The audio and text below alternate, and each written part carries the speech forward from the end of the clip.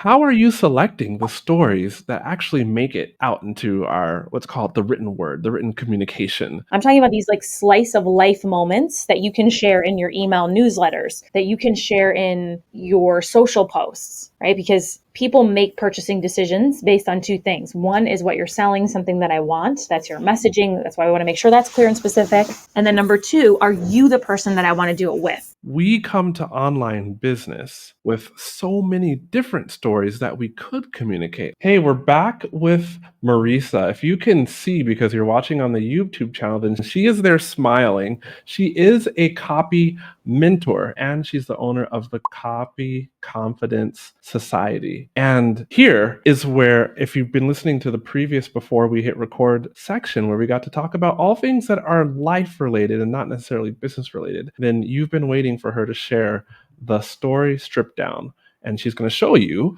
how to reverse engineer your story and pull out like the more captivating stories from your life, the ones that are easier to write, craft, if you will, so that you're attracting the right kind of customer to you. You can sell more of your offer. And at the same time, we're going to continue to do a bit of relating that we were doing in the previous episode. So, Marisa, thanks for coming back. Oh, I'm happy to be back. This is really fun. Thank you for having me. I guess it would be really bad if, because technically we just recorded this episode, like 3 minutes ago? Even though for the listener, some time has elapsed, it's probably longer. But if you don't know who I am, hi, I'm QUÄY.jo. I'm the new host of the Art of Online Business podcast. And if you want to know where Rick went, head down below. And there's 2 episodes there. One is where you can see what new AI project he's working on, because he's still around and still doing good things for the online business, online course creator community. And another episode is where he interviewed me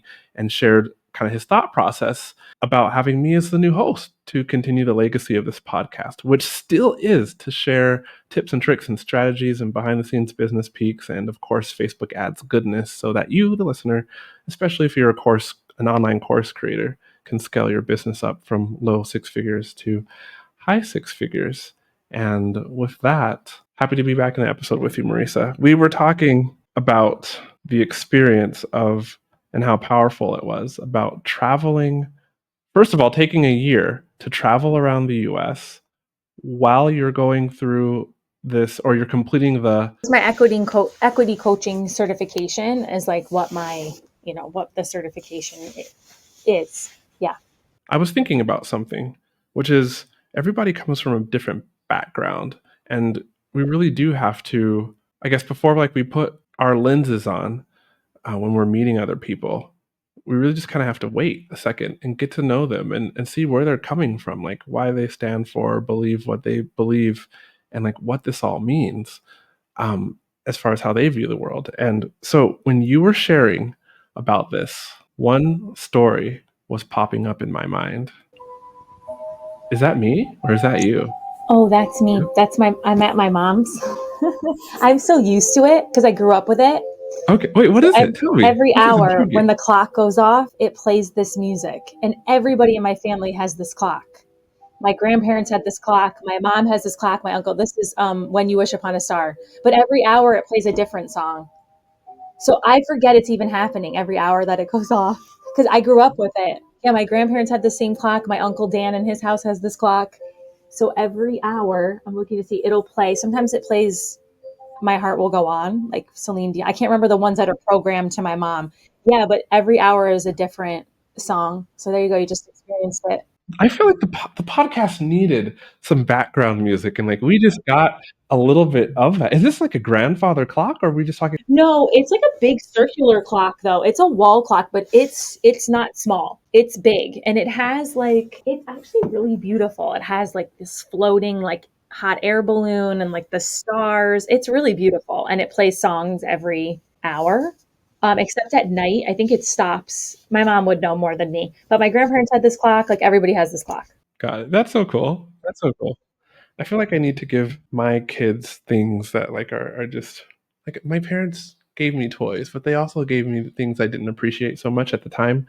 But now I was just think this item has so much character, and it's cool that I've carried it with me. Yes, I have my grandparents' clock now. I have it. I don't have it up yet because we were traveling, as you know. But yeah, I have my grandparents' clock. Yeah, for sure. I wanted it. I wanted to have it in my house forever. I don't have much. Because like we were sharing before that like both of our parents went through divorce, and so we grew up with single moms. And unfortunately, when my parents got divorced, lots of the things that they had from their parents or like in their life together just didn't make it. And so I don't have anything from my grandparents. I think I have like a couple pictures that were real pictures that I took a picture of with my phone, so to speak, and then like that's it. But like as far as items, and I got nothing. I understand. A little bit different. So my parents, my dad died. So my mom's a widower. So it's a little bit Oh, different than excuse me being for divorced. assuming. That's Yeah. worse. So my mom is a widower.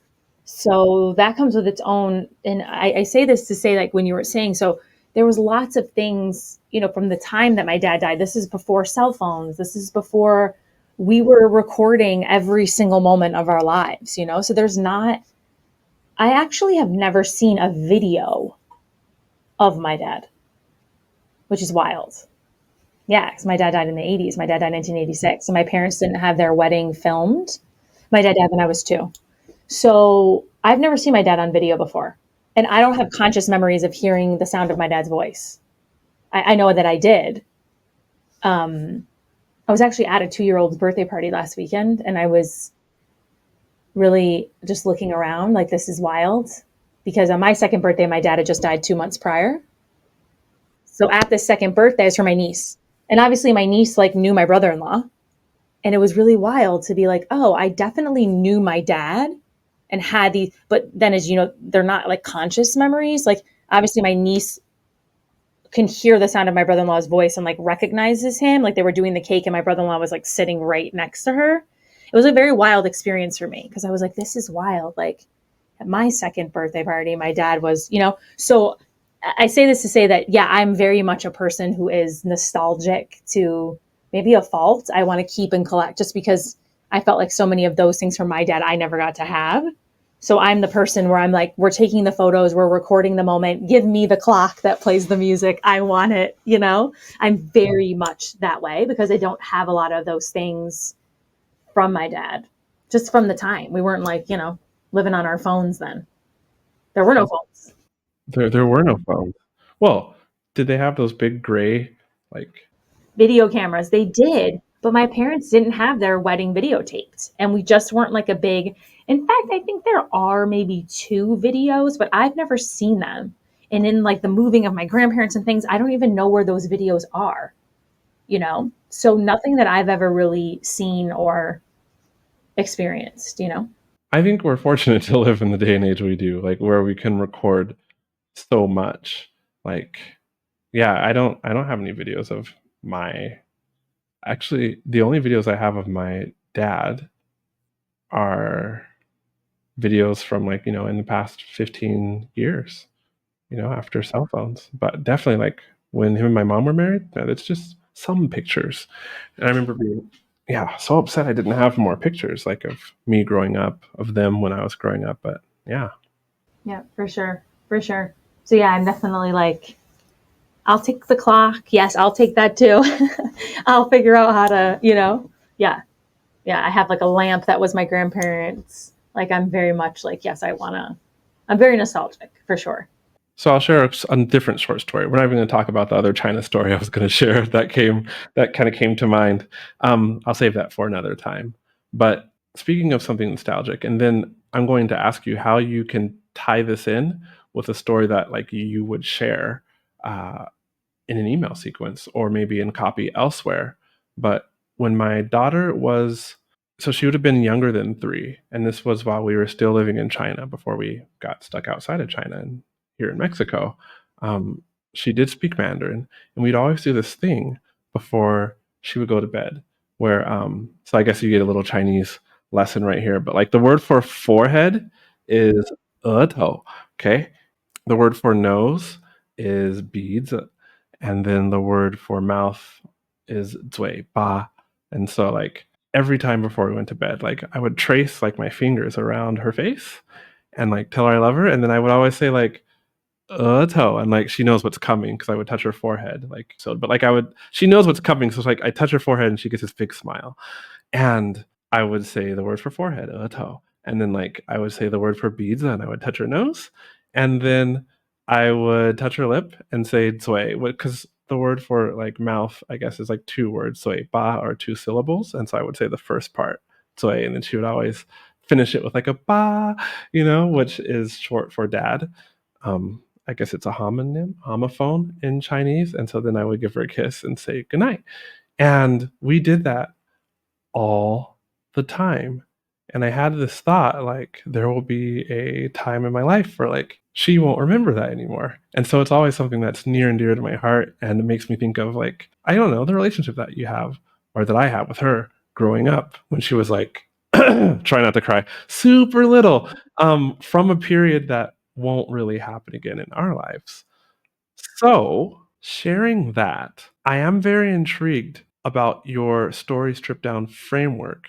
And my first question is we come to online business with so many different stories that we could communicate. Like, how are you selecting the stories that actually make it out into our what's called the written word, the written communication? And then please like break it down, this four-step framework. This is why I created the Story Stripdown, because people would come to me and either they were in two worlds. One was, well, I have so many ideas of stories that I could tell. How do I pick the right one? Or people would come and say, well, Marisa, I don't really have any stories, or my life is boring. I don't really have anything to share. And really, I mean, right out the gate, there's just two quick things I want to say is that storytelling is our oldest form of communication. It dates back to the Chauvet caves from 30,000 years ago. This is the way that we have communicated. And some of our greatest leaders or people that we've experienced, some of our greatest, orators or leaders or people have really tried to create change through storytelling. We'll get back to the episode in a moment. Do you need Facebook ads help? But maybe Facebook ad management is not right for your business at the moment, which is fine, but you would like my eyeballs on your ad campaign. I have a new offer. The people who've signed up for it so far are loving it. It's called Facebook Ad Setup to Success. In the next 30 days, you can work with me over 30 days. We will together set up your ad campaigns and get them running successfully the right way, the exact way that I do for my clients. That means you get 3 calls with me over the period of 30 days. And in between each of those calls, you get unlimited access to me, like Voxer, Slack. That means I'll show you how to set up the ad campaign, all the things you should consider. We'll also go in and look at your funnel, and I'll make recommendations to improve your funnel. And then in between each call, you get coaching from me still, because you can record your screen, send me a message, say, hey, QUqədwo, what about this? Like, what would you do here in this ad, And I'll respond to you that very same day. It's unlimited support from me and 3 calls from me. It's called Facebook Ad Setup to Success. And if you want my help, one-on-one coaching to run your ads, then click on the link in the description below, or go to, you can see it on the bottom of the screen, theartofonlinebusiness.com/call. Theartofonlinebusiness.com/call.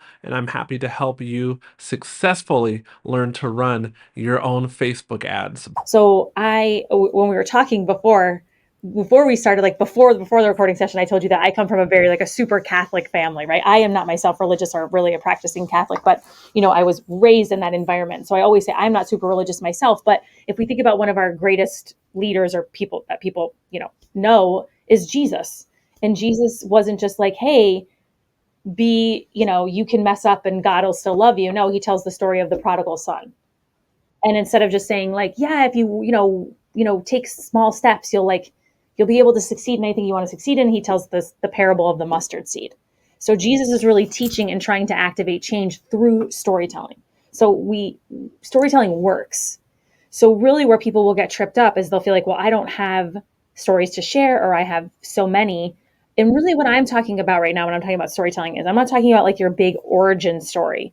I'm talking about these like slice of life moments that you can share in your email newsletters, that you can share in your social posts, right? Because people make purchasing decisions based on 2 things. One is what you're selling, something that I want. That's your messaging. That's why we want to make sure that's clear and specific.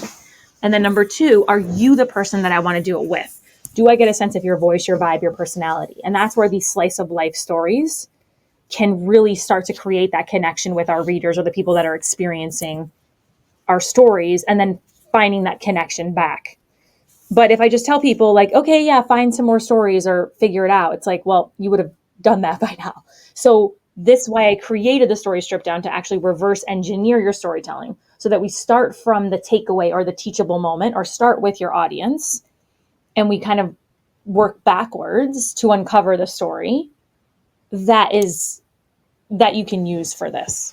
So that's where that 4-part that I can walk you through. And then if you want, QUÄY.jo, we can use you as an example if you're down for it. Hey, all right. I'm down for it. So walk us through the framework. Like, I know the listener's intrigued, and I'm still a little stuck. Like, life could be sliced up so many different ways. So how are we deciding even what slice of life? The first thing you want to ask yourself is, you want to start from that teachable moment place. So something that we talk about in the Copy Confidence Society is we help you kind of uncover what we call like your themes or your motifs, like the things that you want to keep going back to inside of your business. So you want to first uncover like a teachable, like what is that takeaway or teachable moment? I'll kind of do this. I'll use myself as an example, and then we'll do one with you. So the first thing is like, what might be that theme or teachable moment that you want to share? This could be for an email, for a social post. What is that? Then you want to ask yourself, okay, that's one. Step two is, okay, what's in the way? What's stopping your reader or the person that's experiencing this from just kind of understanding that teachable moment, or just being like, oh yeah, makes sense, I'm going to go do that thing, or I get that thing. And then you want to ask yourself, okay, what might be like, and within that part is like, okay, what might be that feeling? What's the underlying thing that's stopping them? And then the third part is, you got to take off your marketing hat for a second for this part. And you got to put on your creative hat. And this is where you want to ask yourself, okay, when have I ever felt that emotion or objection or thing? And now often it might not come from your zone of genius or what your business is on. It may, but it might not. It might come from another area of your life. That's where the slice of life comes in.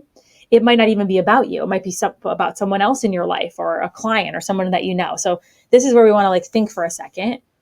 What is the answer? And this is where we often take that leap of faith, is like honing in on that story and choosing it, because done is always better than perfect. And the more of those stories that we can share, the more connection that we start to create.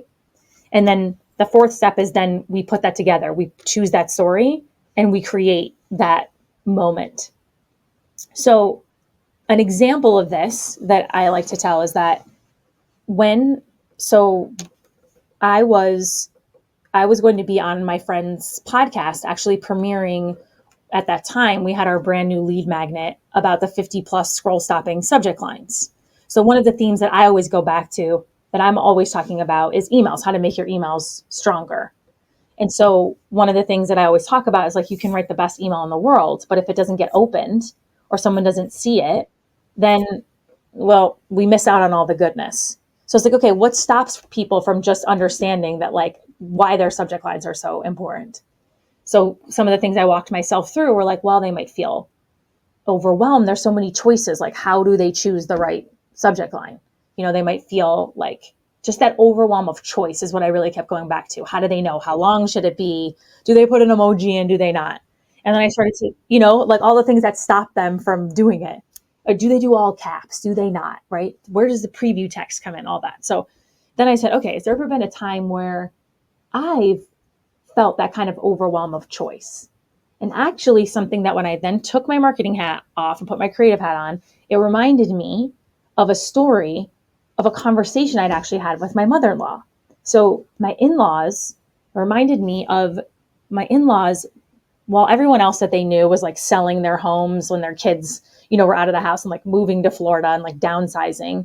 My in-laws kind of did the opposite. They built their dream home. Like, they built their dream. This place is stunning, specifically their kitchen. It's beautiful. And I remember walking into this kitchen saying to my mother-in-law, like, how did you create this kitchen? I mean, it looked like it was out of like a Pinterest board, like industrial, like farmhouse chic. And I was like, how did you do this? And I remember my mother-in-law saying, well, I was overwhelmed at first, but they gave me they let me choose between like 3 templates of what this kitchen could look like. I chose the second one, we customized it, and boom, here it is. And that's the story that I chose. So the email basically opens up with me saying, there I was standing in my in-laws' kitchen, light cabinets that look like, farmhouse chic, a sink so big I could bathe in it. And as I stood there, with my Earl Grey tea, I thought, wow, my in-laws are absolute ballers. And I remember asking I remember saying to my mother-in-law, how did you create this place? And she said, it was overwhelming at first, but they gave me 3 layouts. I chose one, and then I customized from there. And then the email goes on for me to say, in that moment, I realized like how helpful a template or a formula can be on your way to creating the greatest of all time kitchen. The same is likely to go for your copy to the reader. I say the same is likely for your copy, especially when it comes to your subject lines. So I want to offer you a way to have that template so that you can create your like greatest subject lines. And I'm going to talk about it on my friend's podcast today. I'm going to talk about the 50 plus scroll stopping subject lines. So I use that story. That's way more interesting and engaging than me just being like, hey, I'm on a podcast today and we're talking about subject lines and here's the link and go listen to it. I can see that now. So walk me through again. The four steps. The first one is the teachable moment, right? Yeah, starting with the teachable moment. Okay. And then the second is what's holding somebody back from learning from the teachable moment. Yeah, from just taking the teachable moment and running with it. Okay, taking it and running, applying it, if you will. And then the third part is, if I'm understanding this right, how they feel because they are not taking that teachable moment, and then you're relating that to how you felt, like a similar feeling that you felt in your life. Yep, exactly. Yep, that part about their feeling kind of goes within step number 2, and then step number 3 is, okay, when have I ever felt that way? And is there a story? When have I ever felt that way? And then the fourth part is really putting the 2 together. So, for example, if you're up for it, I have some ideas. So if there's a recent, no wrong answers, but like an upcoming email you need to write or a social post or something, what might be a teachable moment or a thing that you really want to talk about or hone in with your audience? Well, let's say I have to write an email to promote a guest episode that I did with somebody else. And we were talking about Facebook ads and testing actually on their podcast. Okay. So testing on their podcast. So what I'm hearing you say is the importance of testing your ads, correct? This is what came to mind when you were sharing. Yeah. So what do you think stops people from being able to just be like, oh, QUÄY.jo got it. I got to test my ads? Well, I feel like, let's put it in the context of a launch. It's very easy to do what has worked before. And with your launch budget, it's like tests can go wrong. So you don't necessarily want to test a bunch of different ad copy or ad creative. And then also time is limiting. So it's like not guaranteed that a test works, but then it also takes more energy and resources to test. And so what do you think is that underlying emotion there too? Like, it takes, like you're saying, a lot of energy and time. Well, you've used something in the past, so why wouldn't we just go with that? Or it's risky. And so what do you think is kind of underneath that for people? Well, for me, it would be, can I say it's fear? If something goes wrong or if it doesn't work out and then I feel maybe silly or like I wasted my time. Totally. So that fear of like being silly or wasting your time. So then you ask yourself, and we're kind of zipping through this for the sake of our time here. So we go, okay, QUÄY.jo, has there been a time, can you think of a time in your own life where you have felt that fear of, my gosh, if I take this risk and it doesn't work out, and is this truly the right step for me? So when you were sharing, I couldn't think of a specific time, but I thought of multiple times. And that would be around the dinner or around the meal table in China, especially when I was treating guests, and how my mind put this together was, you treat a guest, you want to make a good impression, and you want to make a good impression, so you go and get the food, because many of the restaurants, traditional Chinese style restaurants we would go to, had so many different dishes, and we would just end up ordering, like my wife and I, the same things, because we knew we worked, we knew that somebody who was new to China, especially if they were coming there for business purposes, they hadn't tasted certain things, and we kind of understood the Western palate. We would just get the same things, but then we never experimented with other stuff, and we never realized, like, especially at this one restaurant that was our favorite, we never realized there were so many good dishes that we were missing out on until we started sampling other things from the menu. And so that could be the story that you tell, is maybe that time where you decided to, when you realized that there were these other options on that menu, right? And the sampling and what happened for you and like expanding that like culinary experience. And then you can connect that back to your audience by saying, and this is where that segue comes in, where very often I will even say to people, why am I telling you this? Why did I just tell you this story? Sometimes people think they have to have the most perfect transition.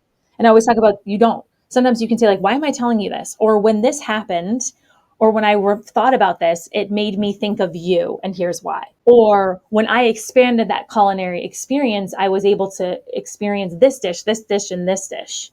So I guess the why am I telling you this is because I never experimented when I was entertaining guests. I went with what worked, but when I was out with my friends, we experimented and tried new things. And so to me, my mind relates it back to testing and ads because it's high stakes when you launch, but testing can help you discover ad copy and different graphics, or reels combinations that work a lot better and lower your cost per lead.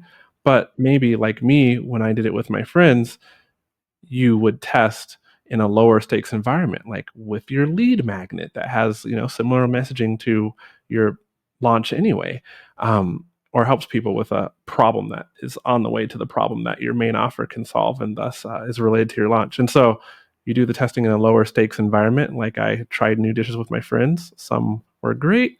Others, because it was China, were not so great. But yeah. So being able to share that with them, like some dishes like, and the more specific we can get, the better. Like some dishes like this dish, superb, so glad that I did. And other dishes like, and you can put in parentheses like, this, I wish I would have skipped, So how can you have this low stakes testing when it comes to your ads? Tune in to our latest episode where we're going to break down testing for your ads. When is a good time to, when is it not? All that, all live on today's episode. Boom. Sounds good.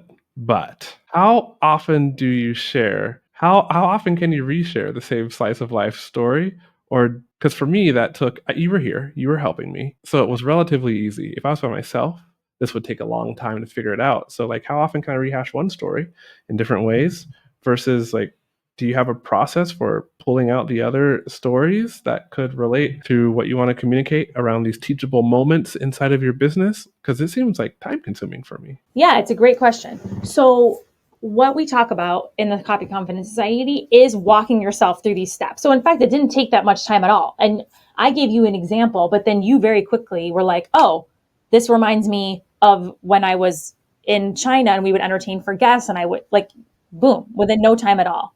So often I tell people like it's likely the first story you think of is the story that it should be. We can get so caught up in like, oh my gosh, well, it could be this story, it could be this story. Well, it's not the last email you're going to write. It's not the last social post you're going to write. So likely the first one that you think of is the one that it should be if you're walking yourselves through the steps.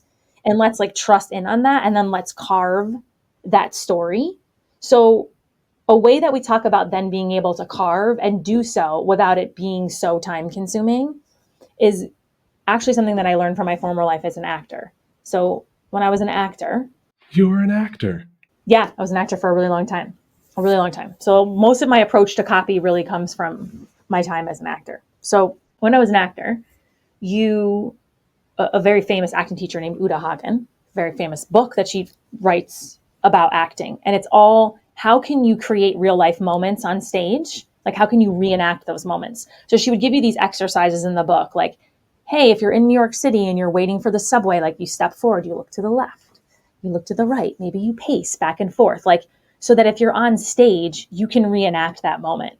And the way that she teaches you to kind of call back on moments is to ask yourself through the senses, what did I hear? What did I see? What did I smell? What did I taste? In the same way in the Story Stripdown, this is how we help people then carve out that moment. Ask yourself, what did I see? What did I hear? What did I taste? And if you can drop into two of the senses, you've told like enough of the story. So for example, when I told the story about my mother-in-law, it was like, there I was standing in the kitchen what did I see? Light cabinets, like, the latest farmhouse chic, the huge sink so big I could bathe in it. I remember thinking, how did I feel? Wow, my in-laws are absolute, like, they're the greatest of all time, So if we can hit like 2 of the senses, we've hit that moment. Then we can go back and say, what am I telling you about? Oh, there was this time when my in-laws revamped their home. Then you can go back and tell a little bit more of the exposition. But dropping your reader into that moment by choosing 2 of the senses really helps so that you can like create kind of this like micro story. You don't feel like you have to tell this like huge, long story. So even like where you were saying, QUÄY.jo, you were like, when you were saying later on in the conversation, when you were sharing, you were like, yeah, some dishes, what did I taste? Like, this one was awesome, but this one wasn't, giving the specificity of those dishes, and dropping them in that moment of you and your wife being there. And then you can say, what is this? Back when we lived in China, we would, we'd entertain for guests. And it was really scary to kind of step out of the comfort zone of the things we knew that would work. But with our friend, then you can tell a little bit more of what you're talking about, but you can like drop them in that moment to start by choosing 2 of those senses. To start, because that was something else that jumped out at me. I believe you said in your email that you started with the story first, as in right out of the gate after the subject line, and then you went into why does this matter? Yes, always, always. So even for you, QUÄY.jo, you would start by saying, even if it was like, I'll never forget when I was living in China, like you start with the story, we would entertain for guests. And even if you could drop them into like that one moment of you being and even another way you could start it is being at the restaurant with your wife on the day, there we were finally today, we were willing to like step out of our comfort zone and we tried this dish and we were like, why haven't we done this before? And then you can share like what, I'm telling you this because back when we lived in China, when we would entertain, but with our friends, we were more likely to do it and we're glad that we did. And you may feel this way when it comes to testing for ads. So we always lead with the story first. Lead with the story first. How does that relate to the subject line? Because it's outside of this episode, but subject lines are also super difficult for me. So now I've got a framework to have a good story that relates to a teachable moment and kind of expresses or communicates the feeling that I had that I believe my potential clients or customers would have because they're not making it through that teachable moment. How do we tie that in with the subject line? So your subject line, there's 3 different ways to look at it. Your subject line could still be what I call it the Cosmo concept, because I think like the cover of magazines are really set up for you to... Cosmo. Yeah, like Cosmo Magazine, Women's Health, Golf Digest, Runner's World, they're all set up for you to be intrigued to like open it up and read it. So you could still have, how to test for your Facebook ad, the best way to test for your Facebook ads in 2024. That could still be the subject line, that very direct, like how to, or the top 3 ways to test for your next Facebook ad. That can still be the subject line because you're not bait and switching them. You're telling the story and then you're going to give them that. So you can still have a subject line that's like clear and direct. Then other times you can also play with having a subject line that's a little bit more outside the box. That's a little bit, what this dish, like what's the name of one of these dishes? One of the ones that we tried is called QUÄY.jo, which stands for like, let's call it tiger skin pepper. So you could even say like what tiger skin pepper taught me about Facebook ads. Now, don't you think people would open that? They'd be like, what? We call that the International Man of Mystery. That's crazy, I would feel like. That's wild. Why is he saying this? That's called the International Man of Mystery subject line. Like what? Or it could even be like tiger skin pepper and your Facebook ads. Or, so that's a subject line you could try and see. And you start to see what your audience, do they open more of those Cosmo concepts? Do they open more of the International Man of Mystery? You can play with it and see. But I always write the email first, and you can totally have that very straightforward subject line and still tell the story because you're getting there. You're saying, why am I telling you this? Hey, today on the podcast, we talked about these low stakes way to test for Facebook ads and get the results that you want to see. Click over here for the episode. So you're still doing that, but you can also play around with using some stuff from the story to kind of tease. And then of course you can talk about preview text too, like what comes even before. But in your subject line, you can play with both of them and see what happens. When you do this, you could test it and try both and see which ones get more opens. So I'm like over here wondering, please, for my benefit, also for the listener though, now that we've heard and begun to like digest the Story Stripdown framework, do you have something that helps us with our subject lines? Yeah, so it's so meta because I was using that as an example. But yeah, we have what's called the 50 plus scroll stopping subject lines. And I give you 3 formulas: the Cosmo concept, the Darlene and Clark method, which we didn't talk about here, but that's on there, and the International Man of Mystery. So I give you 3 formulas, and then I give you like over 50 so that you can plug and play yourself. And I pair each of them with a few emails so you can see the whole thing in action. That is what I need, like to see the whole picture, so to speak. Subject line plus the framework, and you have that in emails too? Okay, cool. Yeah, I give you emails and I show you can use it for social posts. And in fact, this fall I was at a conference and 2 people came up to me and they're like, "Oh my gosh, I use the 50 plus scroll stopping subject lines all the time." I was like, "Oh my gosh, that's so cool. I'm so glad it's like useful and helpful for you." That's my goal. But yeah, I still sometimes bring it up too. I'm like, "Wait, I need what do I teach? What the heck do I tell people to do? I got to do it too." It's marisacorcoran.com/subject lines. Simple, easy. marisacorcoran.com/subject lines.